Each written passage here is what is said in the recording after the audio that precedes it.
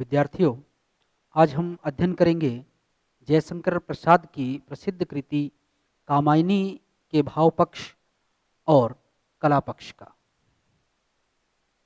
कामायनी आधुनिक हिंदी साहित्य का एक सशक्त महाकाव्य है, जिसमें सृष्टि की उस कहानी को लिया गया है जिसमें पूरे विश्व में ही जिसे चित्रित किया जाता है, जिसे गाया जाता है, कहा जाता है, या जिसके ऊपर अनेक तरह की कहानियां बनाई गई हैं। कामायनी में उस कथा को आधार बनाया गया है जिसमें ये कहा जाता है कि आदि पुरुष मनु ने महाप्रलय के समय इस धरती के सभी जीवों का एक एक जोड़ा अपनी नाव में रखा और महाप्रलय के बाद उन्हीं से पुनः सृष्टि का संचालन हुआ, पुनः सृष्टि का निर्माण हुआ। और इस कहानी को आधार बनाकर ही महाकवि जयशंकर प्रसाद ने अपने इस महाकाव्य की रचना की।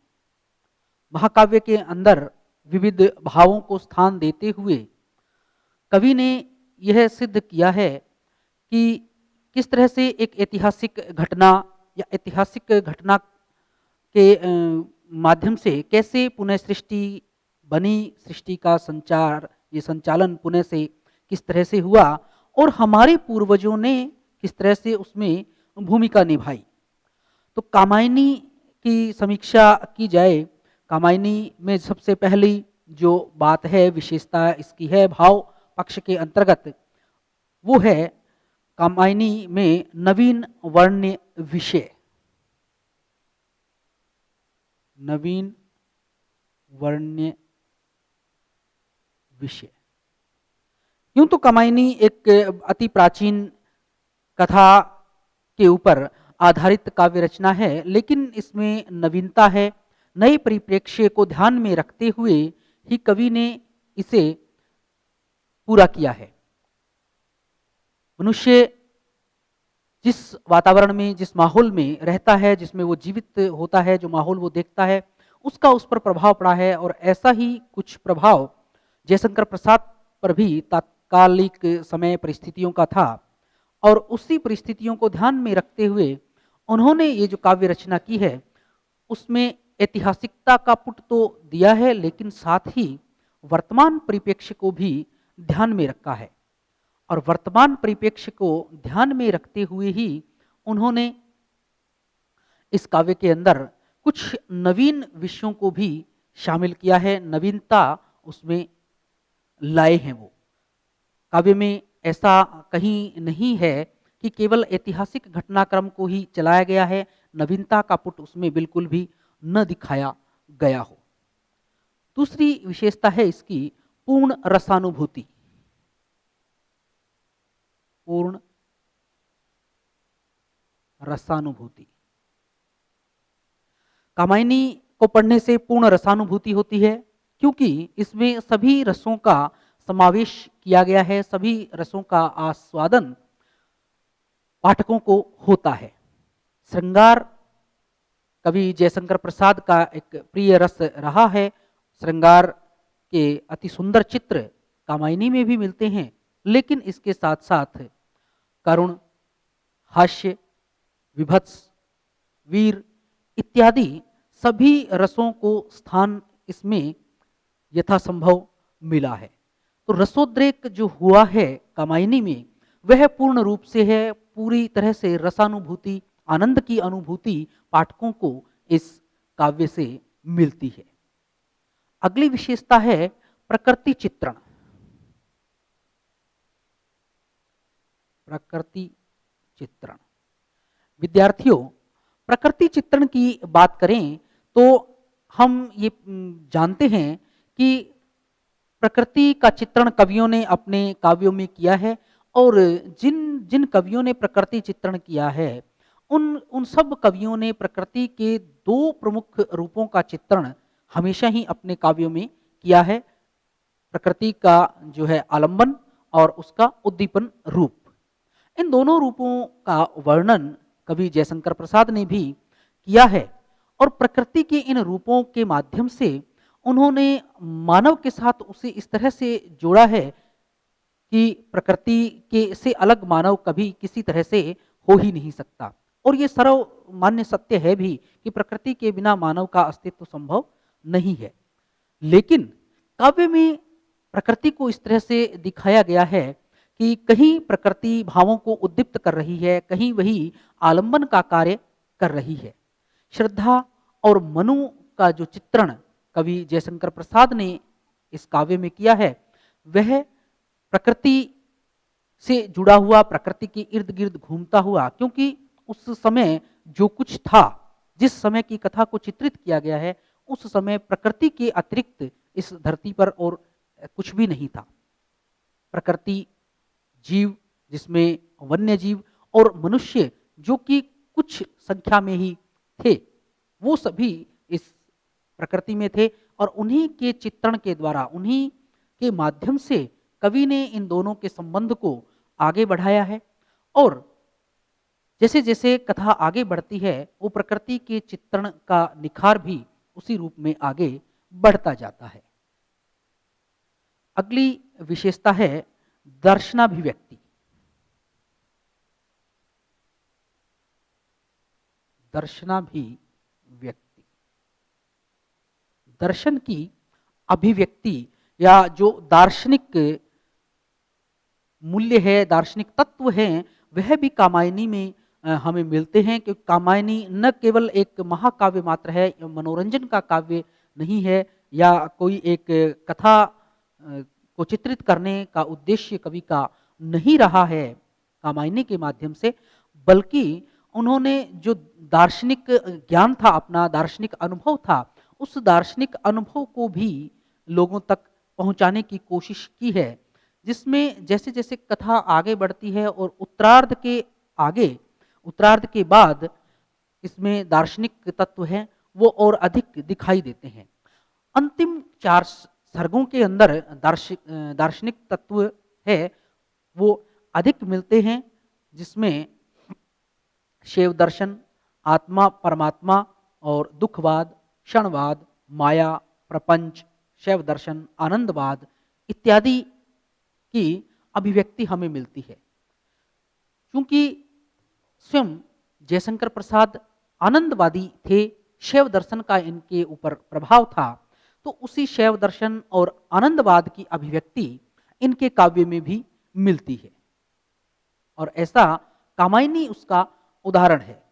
अंतिम 4 सर्गों की आलोचकों ने बात की है विशेष रूप से कि इन 4 सर्गों में इस बात को स्पष्टतया से देखा जा सकता है, उस दार्शनिक तत्वों को और इन सभी चीजों को, जिसमें आनंदवाद है, शैव दर्शन है, क्षणवाद है, दुखवाद है, आत्मा परमात्मा की बातें हैं, जिसमें कैलाश मानसरोवर की यात्रा, मानसरोवर जाकर वहां आनंद की अनुभूति, ये सब चीजें हमें इसी बात की ओर इशारा करती है कि कवि का जो ध्यान है वो शैव दर्शन में है, अर्थात उन पर शैव दर्शन का प्रभाव है, आनंदवाद का प्रभाव है, और वो प्रभाव उनकी काव्य कृतियों में भी मिलता है। रूपकत्व का समावेश, रूपकत्व का समावेश, कवि की इस कृति में रूपकत्व का समावेश है। संपूर्ण काव्य ही रूपकत्व लिए हुए है, क्योंकि ये ऐतिहासिक काव्य है। इतिहासों में, हमारे पुराणों में इस बात के साक्ष्य हमें मिलते हैं कि ऐसा हुआ अवश्य था, और जिसमें कि सारी प्रकृति नष्ट होने के कगार पर थी, सारे जीव जंतु सब तरफ जल ही जल दिखाई दे रहा था, बल्कि सिर्फ इतना था कि एक नौका उस जल प्रलय के अंदर संघर्ष करती हुई यहां से वहां डोल रही थी, और उसी नौका के अंदर सभी जीवों का एक एक जोड़ा जीवित बचा हुआ था। और इसी प्रकार की कुछ अन्य कथाएं अन्य देशों में, अन्य धर्मों में भी मिलती है। फर्क केवल इतना है कि उन लोगों ने उन कथाओं को अपने हिसाब से, अपने तरीके से बनाया है। तो वो जो रूपकत्व है, उस रूपकत्व का प्रभाव इस काव्य में दिखाई देता है। मनोवैज्ञानिकता। मनोवैज्ञानिकता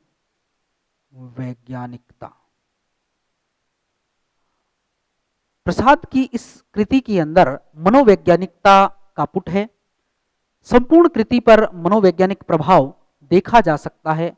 मनु का चित्रण है, श्रद्धा का चित्रण है, ईड़ा और जो दूसरे पात्रों के चित्रण जो भी किए गए हैं वो सभी, उन सभी पात्रों के चित्रण में मनोवैज्ञानिकता झलकती है। मनु के चरित्र की बात करें तो जब श्रद्धा उसे ये कहती है कि हम दोनों के बीच कोई तीसरा आने वाला है, अर्थात वह अपने बच्चे की बात कर रही थी, लेकिन मनु को वह बात बड़ी अखरती है और वह उससे शुद्ध होकर कहीं दूर दूसरी जगह चला जाता है। वो यह स्वीकार नहीं कर पाता कि उनके बीच कोई दूसरा आए। वह नहीं चाहता कि उसका स्थान कोई भी दूसरा व्यक्ति ले, उनके बीच कोई दूसरा व्यक्ति किसी भी तरह से आए। तो ये एक मनोवैज्ञानिक सत्य है कि जो भी कोई प्रेमी प्रेमिका है, पति पत्नी है, उनके बीच यदि कोई तीसरा आता है तो इस तरह की प्रतिक्रिया होना स्वाभाविक है। और इसी प्रकार से आगे के जो पात्रों के चित्रण है वो भी इसी तरह से मनोवैज्ञानिक आधार लिए हुए हैं। इसके बाद विद्यार्थियों आता है कामायनी का कला विधान। कला विधान सबसे पहले इसकी विशेषता है वो है भाषा। भाषा की यदि बात करें तो आलोचकों ने इसे फील पानी भाषा कहा है। कवि जयशंकर प्रसाद का भाषा पर पूर्ण अधिकार है। कामायनी की भाषा की अगर समीक्षा करें तो वह भाषा छायावादी भाषा के अनुकूल है, छायावादी भाषा ही है जिसके अंदर हर तरह से जो शब्द चयन, वाक्य विन्यास है वह उच्च कोटि का मिलता है। भाषा सरल है, शब्दों का चयन भी सरल है। लोकोक्ति मुहावरों के साथ भाषा का विन्यास सामासिक पदावली से ऐसा हो गया है कि जिसे अर्थग्राह्यता बढ़ गई है। अर्थ ग्रहण करने की क्षमता भाषा की बढ़ जाने से भाषा में निखार आ गया है, उसमें गुणवत्ता उसकी बढ़ गई है। दूसरी विशेषता है शब्दावली। शब्दावली की विद्यार्थियों बात करें तो शब्दावली है वह तत्सम शब्दावली लिए हुए है भाषा, और उसमें तद्भव शब्द भी मिल जाते हैं। जिस तरह से अर्चना, प्रवाल, व्रज्या, ज्योतिकर्ण इत्यादि इस प्रकार के बहुत से ऐसे सैकड़ों शब्द हमें कामायनी में मिलते हैं जो कि तत्सम शब्द हैं। और इसके अतिरिक्त हमें ऐसे बहुत से तद्भव शब्द भी, देशज शब्द भी कहीं कहीं आवश्यकता अनुसार मिल जाते हैं, कवि ने प्रयोग किए हैं, जो कि भाषा की आवश्यकता है और उस भाषा के अनुसार उनका प्रयोग किया जाना आवश्यक है। अगली विशेषता है मुहावरे और लोकोक्ति।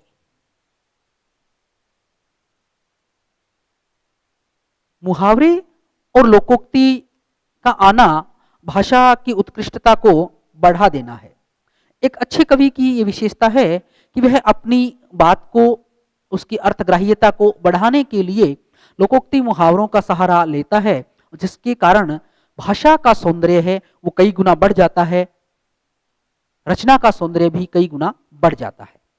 और इसी संदर्भ में कामायनी की समीक्षा करें तो इसके अंदर बहुत से प्रचलित और अप्रचलित भी कुछ मुहावरों का प्रयोग बड़ी आसानी से किया गया है, और ऐसे ही कुछ लोकोक्तियों का प्रयोग भी इस काव्य संग्रह में हुआ है। महाकाव्य की यह विशेषता है क्योंकि वह महाकाव्य है, महा है, विशाल उसका आकार है, तो उसमें इस तरह की भाषा और इस तरह की शब्दावली, इस तरह के लोकोक्ति मुहावरों का प्रयोग करना आवश्यक हो जाता है। जिसका कि निर्वाह कवि जयशंकर प्रसाद ने कामायनी में किया है। शब्द शक्ति।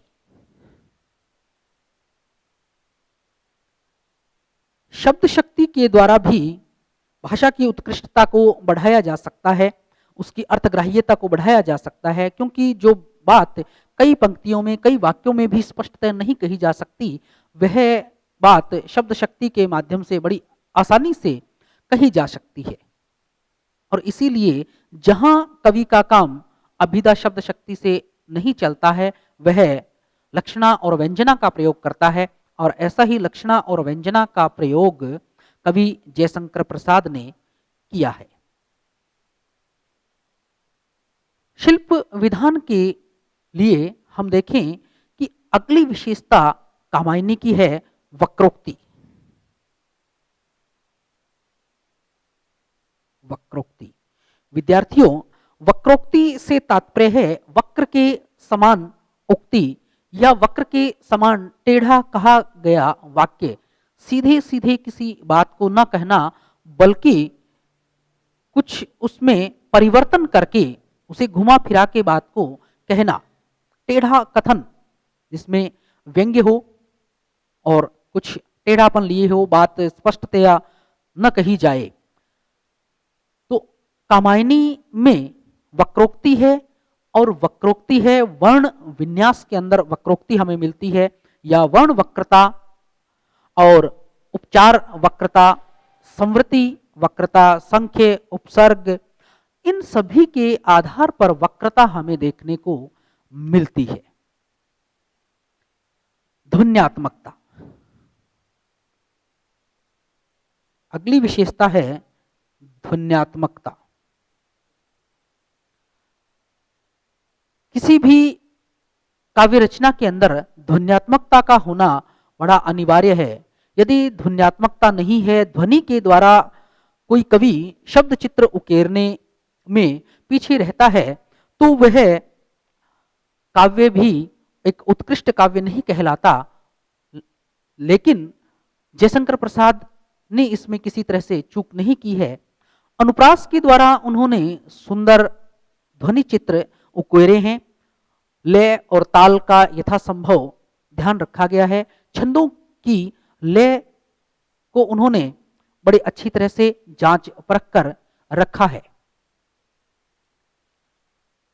इसके अतिरिक्त विद्यार्थियों, आलोचकों ने कामायनी में कुछ दोषों को भी स्वीकार किया है कि इसमें कुछ दोष भी है।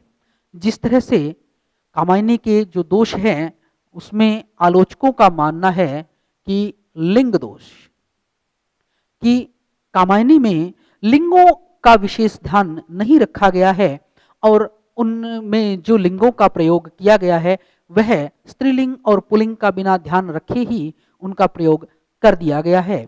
जैसे कौन तुम, संस्कृति, जलनिधि, तीर। इसी तरह के कुछ अन्य उदाहरण हमें कामायनी में और मिल जाते हैं जिनमें लिंग दोष मिलता है। वाक्य रचना, वाक्य रचना के भी दोष कतिपय कामायनी में मिलते हैं, लेकिन यहाँ वाक्य रचना या लिंग संबंधी दोष, या जैसे कर्ण कटु वचन, कर्ण कटु वचन इत्यादि, ये दोष मिलना, वचन दोष मिलना, क्रिया दोष मिलना, ये सभी दोष मिलते तो हैं और ये हर किसी काव्य में मिल जाते हैं। छोटा मोटा कोई दोष रह जाना एक स्वाभाविक बात है।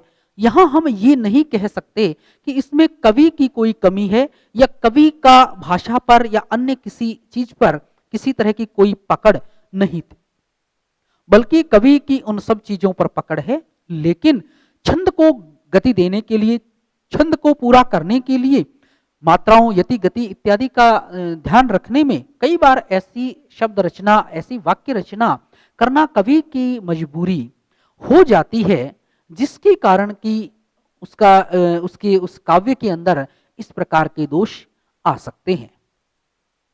तो कामायनी की समीक्षा करने पर विद्यार्थियों हम ये देखते हैं कि उसमें गुण अधिक और दोष कम है, और वो भी दोष ऐसे जिनको नजरअंदाज किया जा सकता है। दोषों के बाद विद्यार्थियों बात करें कि इसके जो प्रमुख पात्र हैं मनु, उनका चरित्र चित्रण। मनु के चरित्र चित्रण की बात करें तो मनु जो कि हमारे आदि पुरुष कहे जाते हैं, जिन्होंने इस सृष्टि की पुनः रचना की, जिन्हें आकाशवाणी से, देववाणी से इस बात का आदेश मिला कि एक निश्चित समय पर महाप्रलय होगी और उस महाप्रलय से पहले उन्हें एक विशाल नौका का निर्माण करना है, जिसमें सभी जीव जंतुओं के एक एक जोड़े को रखना है और इस सृष्टि के पुनर्निर्माण में अपनी भूमिका अदा करनी है। और जैसा कि हमने पहले जिक्र किया कि इस तरह की कथाएं हमें अन्य अन्य देशों में, अन्य अन्य धर्मों की कथाओं में भी मिलता है, तो इसलिए इस बात की पुष्टि हो जाती है कि ये कथा है वह ऐतिहासिक कथा है, इसमें मिथक कुछ भी नहीं है। ये तो था मनु का परिचय। इसके बाद उनकी जो सबसे बड़ी विशेषता है वो है तपस्वी।